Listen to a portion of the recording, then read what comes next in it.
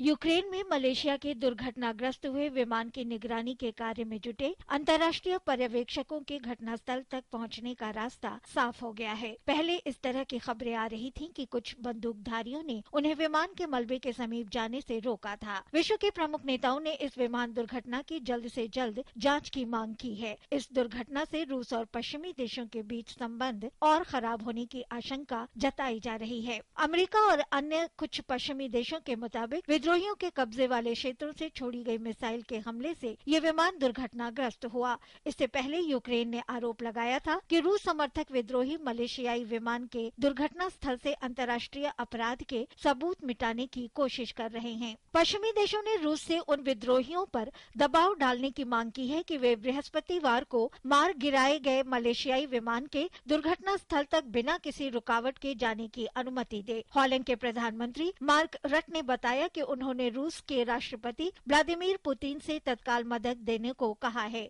दुर्घटना में मारे गए अधिकांश यात्री हॉलैंड के थे।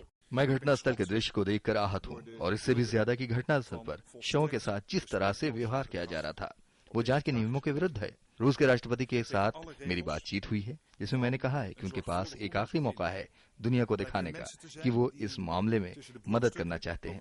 पुतिन को विद्रोहियों के खिलाफ कार्रवाई करने की जिम्मेदारी लेनी चाहिए और नीदरलैंड और विश्व को दिखाए कि वो एक जिम्मेदार देश के राष्ट्रपति हैं।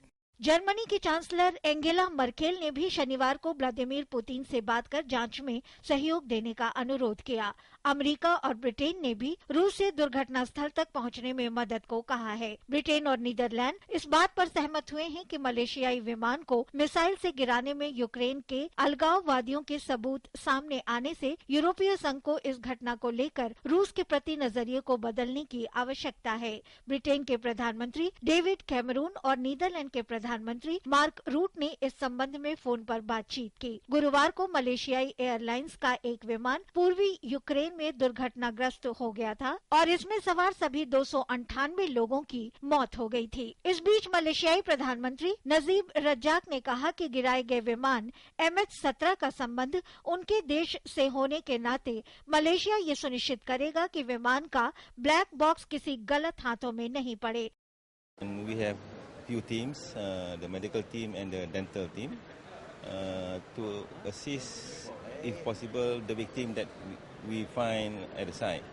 And in that situation, we would like to help or to assist the local expertise in trying to identify as many as we can the victim.